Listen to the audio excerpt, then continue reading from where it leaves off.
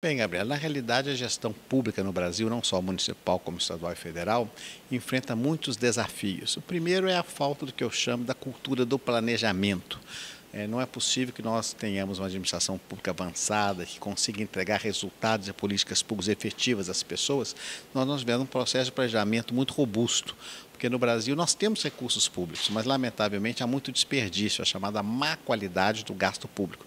Então, o primeiro desafio que eu sempre recomendo aos agentes públicos, não só dos municípios, também estaduais e federais, é focar muito na qualidade do gasto e no processo de planejamento, de modo a identificar prioridades e projetos. E como é que o senhor vê que os tribunais de conta dos municípios e dos estados podem ajudar nessa melhor gestão dos recursos públicos? Pode ajudar de diversas formas, porque na realidade, Gabriela, a função dos tribunais, é claro, é acompanhar, fiscalizar, orientar, mas também de maneira pedagógica e didática, auxiliar de fato os órgãos públicos municipais, estaduais e até federais, como no caso do TCU, para permitir de fato a identificação de gargalos, de dificuldades, mostrar alternativas, porque a Constituição Federal atribui aos tribunais de contas a capacidade de fazer auditorias operacionais. O que significa isso? Para verificar o chamado custo-benefício, para ver se aquele recurso está sendo bem alocado, quais são os efeitos daquela ação, se aquela política pública está exitosa. Então, isso tudo cabe aos tribunais e, através dessa orientação, claro, nós temos uma participação também positiva na identificação de resultados. E como é que o senhor avalia o papel do TCU no combate a essa má gestão dos recursos públicos e também no combate à corrupção? Bem, o TCU tem uma atividade muito grande nas duas áreas. Na questão de corrupção, aí nós estamos tratando de atos ilícitos, fraudulentos, dolosos, crimes. E aí o Tribunal de Contas, juntamente com o Ministério Público, com o Poder Judiciário, tem uma ação muito vigorosa para punir aqueles que cometem atos ilícitos e criminosos. Mas, por outro lado, existem também equívocos da administração que não se configuram em atos dolosos. São erros normais. Então, nesses casos, o tribunal deve orientar, deve prevenir, deve estimular a qualificação.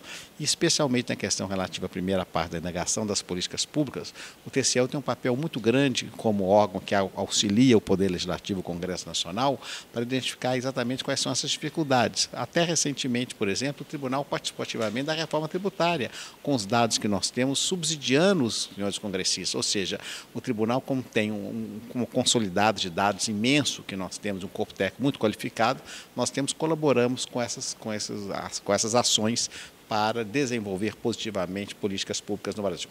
Certamente. E nos últimos anos o TCU realizou auditorias em áreas críticas como saúde, educação, enfim. E quais são os principais desafios enfrentados durante essas fiscalizações? Como é que o senhor vê que o TCU também lida com esses temas sensíveis?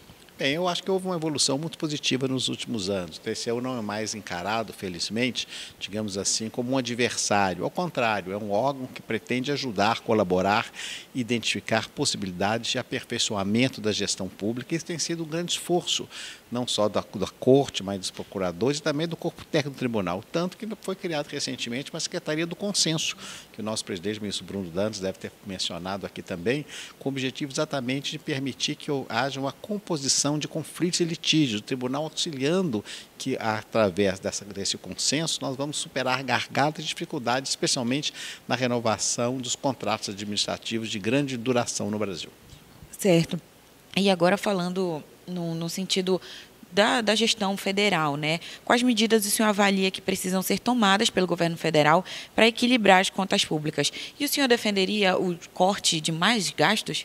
Bem, na realidade, o que eu disse há pouco e repito sempre é um tema meu como governador do Estado que fui, como senador da República. A questão não é a quantidade do gasto, é a qualidade do gasto.